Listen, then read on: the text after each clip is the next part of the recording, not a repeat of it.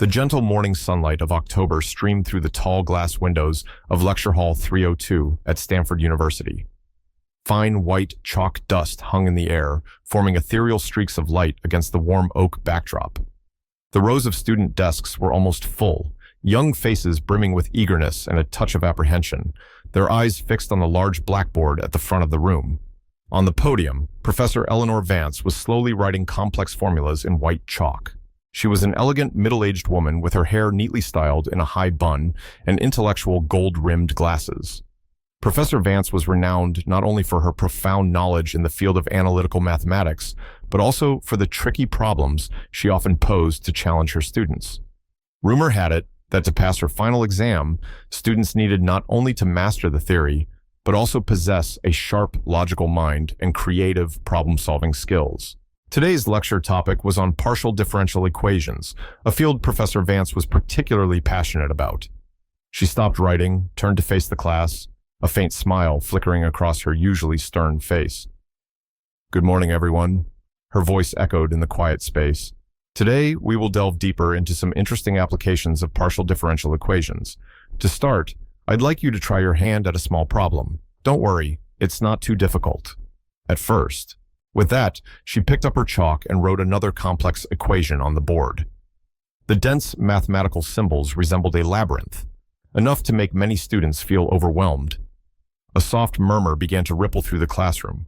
Some students stared intently at the board, trying to analyze the structure of the problem, while others quietly sighed, looking bewildered. In a secluded corner of the lecture hall, sitting in the last row, was a young man with a rather ordinary appearance. He wore a worn-out hoodie and faded jeans, his slightly messy black hair almost completely covering his forehead. His name was Ethan Bell, a first-year student who had recently transferred from a small town in the Midwest. Ethan didn't stand out in the crowd. He was usually quiet in class, rarely asking questions or participating in the lively discussions. To many, Ethan was just one of the hundreds of other ordinary students at Stanford. However, hidden beneath his somewhat unremarkable exterior was an extraordinary mind, a natural mathematical talent that even Ethan himself had not fully discovered. Since he was a boy, numbers and equations had held a strange fascination for him.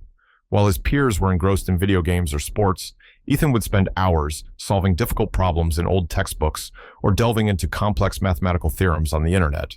Professor Vance observed the students' reactions.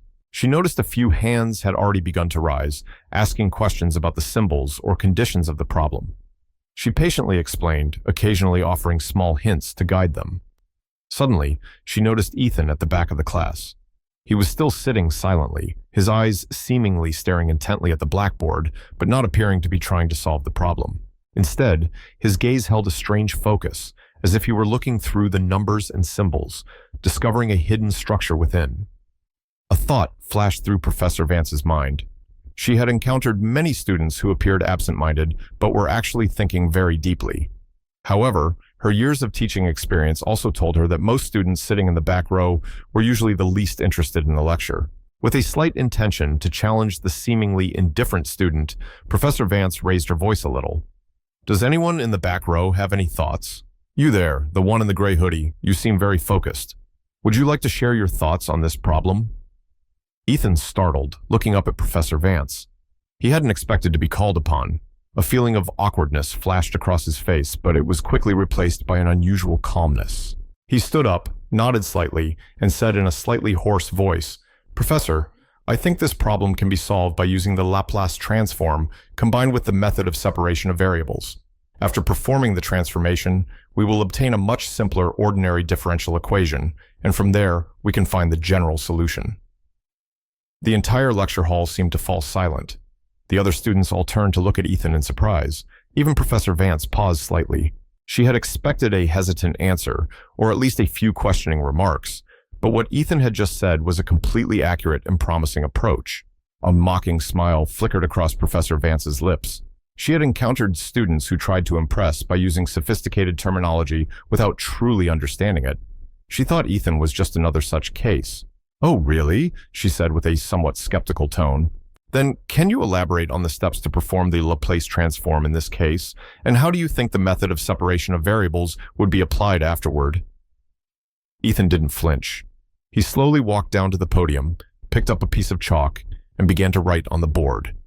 His fingers moved swiftly, the lines of formulas appearing with incredible coherence and precision. He explained each step, his voice deep and clear, without the slightest hesitation or stumble.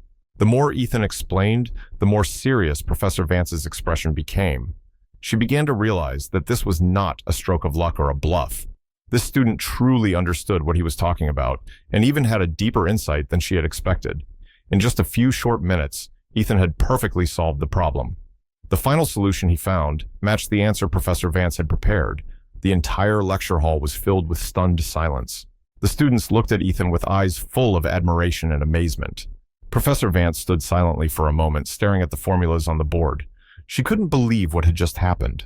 A first-year student with an ordinary and somewhat unremarkable appearance could solve such a complex problem so easily and quickly.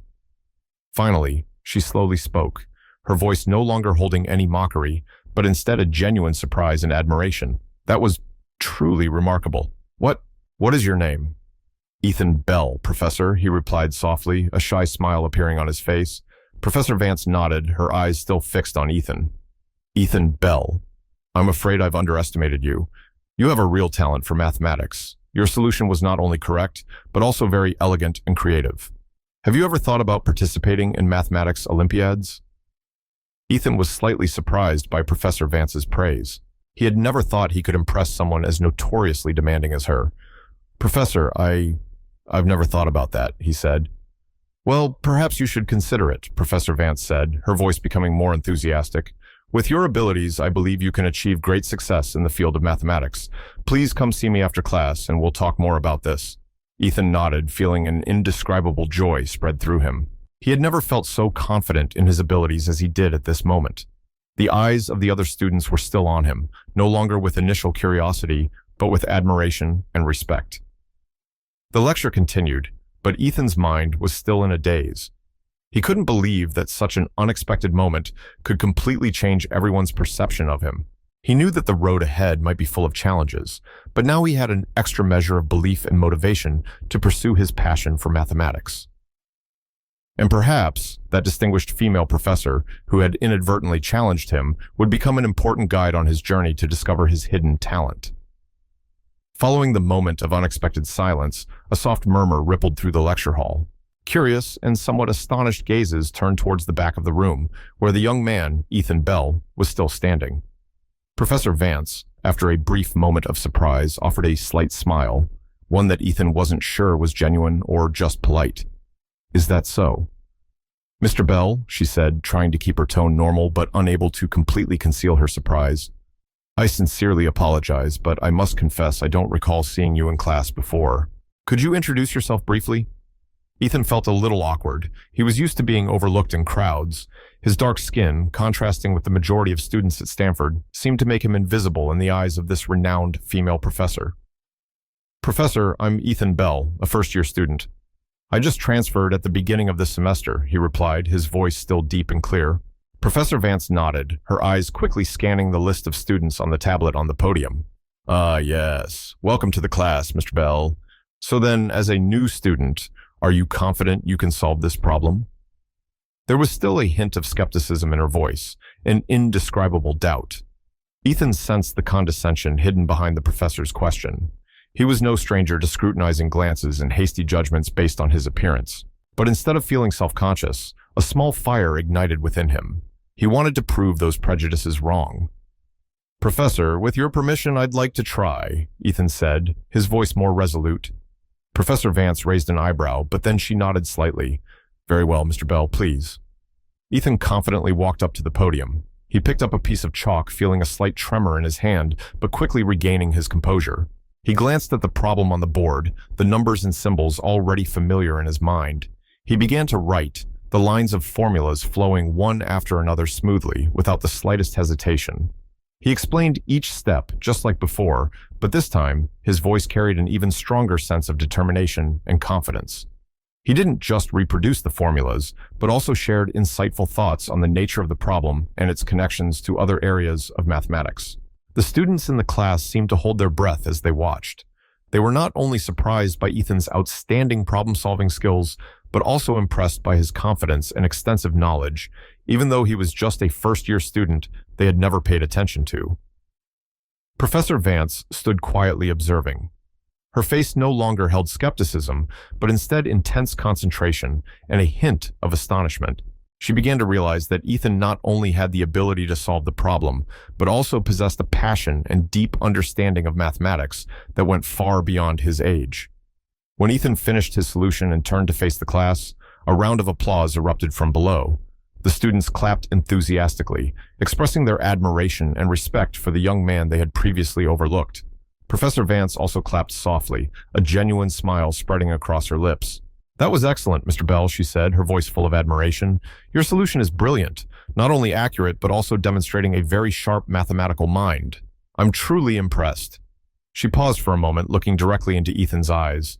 "To be honest, I hadn't noticed you before. That was my mistake. You have a special talent, Mr. Bell. Have you ever considered participating in major mathematics competitions?" Ethan felt a surge of joy and pride within him. This was the first time he had received such recognition from someone he had always admired. "Professor, I've never thought about it," he replied, his voice slightly choked with emotion. "Well, you should think about it," Professor Vance said, her voice becoming warm and encouraging. "With your abilities, I believe you can achieve great success. Could you tell me more about your mathematical background?"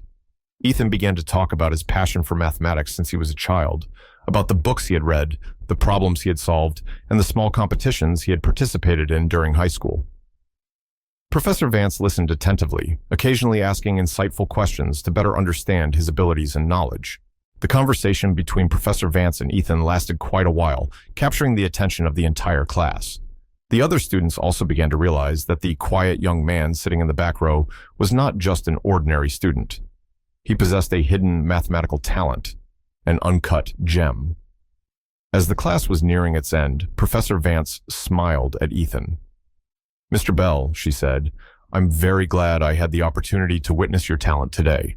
I would like to invite you to join the university's mathematics research group. I believe that with the right guidance, you can develop your full potential." Ethan couldn't hide his joy. "Professor, I'm very honored. I accept your offer." "Excellent," Professor Vance said. "Then we'll start next week. Please come to my office on Monday so we can discuss the details further." Ethan nodded, feeling a bright future unfolding before him. He knew this was just the beginning, but he believed that with his efforts and passion, he could achieve great success in the field of mathematics. When the class was dismissed, the other students surrounded Ethan, expressing their admiration and wanting to get to know him. Ethan felt a little shy, but also very happy to have received recognition from everyone. He knew that from this moment on, he would no longer be an invisible student. Professor Vance stood on the podium, watching Ethan with hopeful eyes. She reproached herself for being so prejudiced and underestimating a student based solely on his appearance. She realized that talent could be hidden anywhere, and a teacher's job was to know how to discover and nurture those talents. She believed that Ethan Bell would be a bright star in the field of mathematics in the future, and she was very happy to have the opportunity to be a part of that journey. The following weeks passed in a flurry of activity and new opportunities for Ethan. Professor Vance kept her word, enthusiastically mentoring him in the university's mathematics research group. She recognized in Ethan a rare mathematical intuition and acumen, an ability to grasp complex concepts quickly and deeply. She spent more time talking with him, suggesting advanced reference materials, and encouraging him to attend scientific conferences. With Professor Vance's dedicated support and his own relentless efforts, Ethan made remarkable progress in the field of mathematics. He quickly mastered advanced knowledge and began to research new problems on his own. His talent was no longer a secret within the mathematics department. Other professors also began to notice the quiet but extraordinarily intelligent black first-year student. And then the big opportunity arrived. Recognizing Ethan's exceptional potential, the mathematics department decided to send him to the International Mathematical Olympiad for university students, one of the most prestigious competitions in the world. This was a great honor, and Ethan poured all his energy into preparing for this important event. Professor Vance became his invaluable advisor, dedicating time to guide him through challenging problem types and hone his test-taking skills. The day of the competition arrived with an atmosphere of tension and excitement. Ethan delivered an outstanding performance, solving the difficult problems with intelligence and creativity. He not only proved his talent, but also brought glory to Stanford University. In the final results, Ethan Bell won the gold medal, an achievement that exceeded everyone's expectations. News of Ethan's victory quickly spread throughout the campus and became an inspiring story for many students. A black young man from humble beginnings had overcome all obstacles and prejudices to assert his talent on the international stage. For Professor Vance, Ethan's success was not only a source of pride but also a profound lesson. She had to confront her own hidden biases, the superficial thoughts she had previously held about the abilities of black students. Witnessing Ethan's brilliance, she realized that talent knows no color or origin. From that day forward, her perception of black students completely changed. She became more open-minded and attentive to all her students, no longer allowing initial impressions or invisible prejudices to dictate her evaluations. Professor Vance began to actively seek out and encourage black students with potential in her classes. She created a fair and supportive learning environment where all students had the opportunity to develop their talents. She realized that in the past, she had likely missed many talents due to unwarranted biases. The story of Ethan Bell and Professor Eleanor Vance became a testament to the power of effort, talent, and the transformation of perception. Ethan continued his path in mathematical research, achieving many successes and becoming a world-renowned mathematician. He never forgot the help and trust that Professor Vance had given him. As for Professor Vance, she became a more dedicated and equitable educator than ever before. She always remembered the lesson Ethan had taught her and constantly strived to create the best opportunities for all her students, regardless of their race or background. Their story spread a powerful message of equality, opportunity, and the boundless potential of the human spirit, a story that would continue to be told at Stanford University and many other places around the world. Hey everyone, if you're enjoying the content, I'd really appreciate it if you'd hit that like button, drop a comment with your thoughts, and subscribe to the channel for more updates. Don't forget to share it with your friends too. Let's spread the word together. Thanks for the support.